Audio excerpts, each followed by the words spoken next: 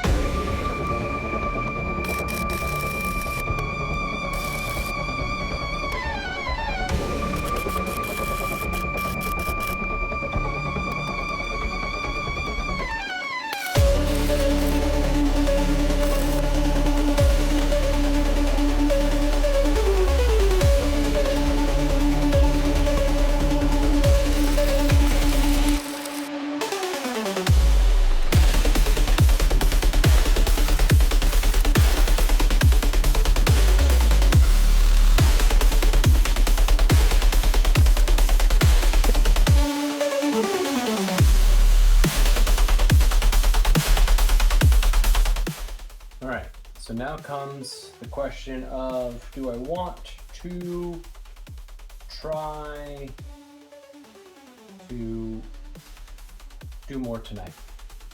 I think I do. It's just this could get involved really quick because as soon as you have the engine with its weight being on the engine's hoist, well, now you're kind of, I don't want to say in a pickle, but you are committed. You are moving forward because you don't want to necessarily, you have to leave it at some point, right? You don't necessarily want it to be supported. You want the weight on something. I've had engines on this hoist overnight. Take that what you will. I don't advise that. It's not the greatest practice. Especially as they age and get older, and you may not keep oil in them, maybe. So, Same reason you don't just climb under an engine dangling on a hoist. You may not want to just leave your engine in a hoist overnight. So if I get going, I just gotta get going. So let me grab some gloves and let's just get going. I think I am gonna go ahead and remove the bolts, the pins on the mounts, so that when I lift it, I don't risk tearing my mounts off. Because they're better tacked welded now, but they're still not fully welded.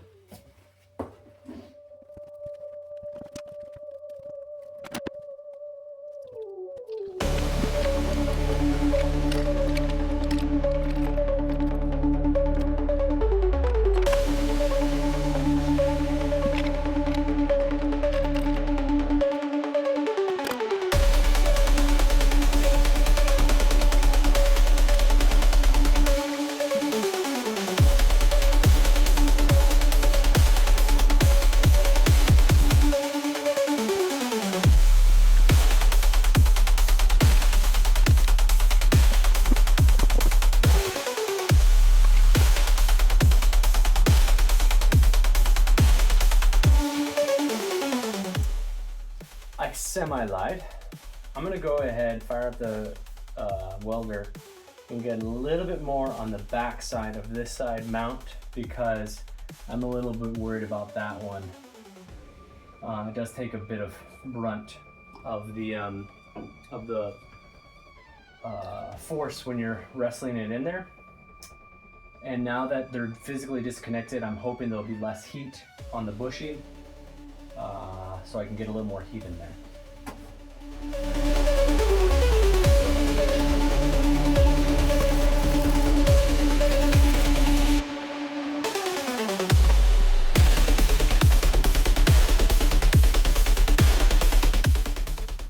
Boy, does that fall into place nicely. Say that and then it's not going to go in. Ho, ho, ho, ho.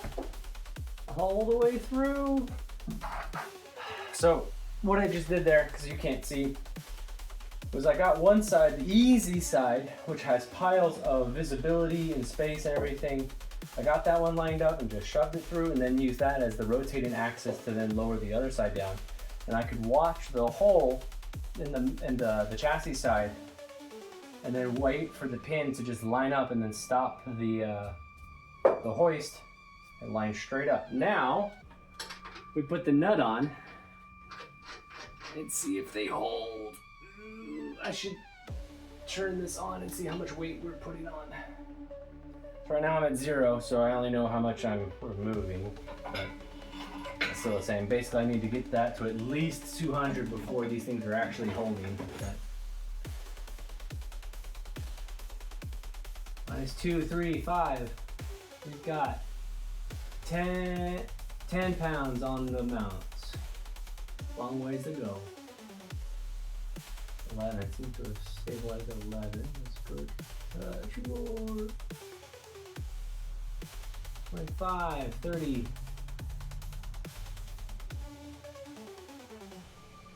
31, stable. 35, 40, 50. Moving now. I don't see any flex yet. 70.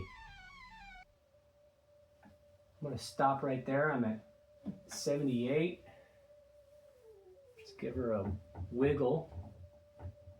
Well, that seems pretty stable. I'm pretty happy with that. Yeah, I tightened it too much. I'm gonna be soft. Okay, there we go. 120, 40, 50, 60, 70. You feel the jack's moving, the hoist is starting to settle back down on its rear legs.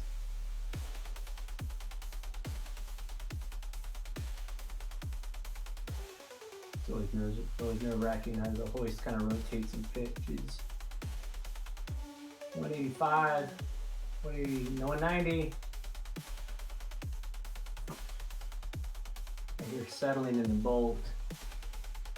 200. You got a ways. Come on, baby. yeah, we're on it now. So I was lifting roughly 210 pounds.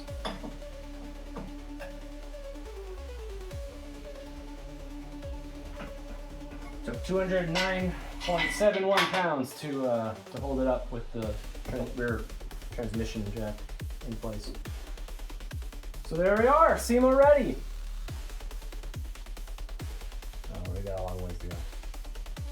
So I'll get you in here.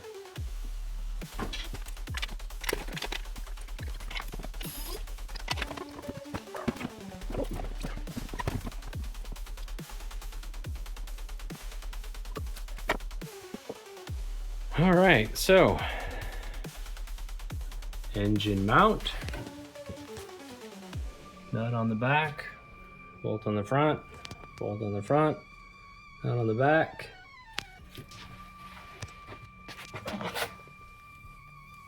Nothing underneath. Woohoo! You can see there my scissor jack for the transmission. Yeah. So now that means the next step is going to be get the transmission exactly where, or as close to that line that we made in the alignment video. If you didn't watch that, go back, check it out. So we need to get that as close in line with that as we can. Get it, the transmission realistically is up as high as we can. The engine doesn't need to be level, but I want it just as high as we can get it, especially in the back. So yeah, so engine mounts, I'm gonna call them done until we pull everything out to do finish work. Side note, you notice that I've got a lot of areas that I've ground down and holes that I've closed up, more holes that I'm going to close up. I have a whole front radiator core support that's missing. Yeah, so there's more fab work to be done in here. I also want to give this a good degrease and rattle can rebuild before I put the engine back in for final, for good. But we've got a long ways to go before we need to even cross that bridge or even look at it. So, yeah, this is actually really good progress for tonight. Helps me feel motivated. We're making good progress. Yeah. So, with that, keep jamming and enjoy the beauty shots.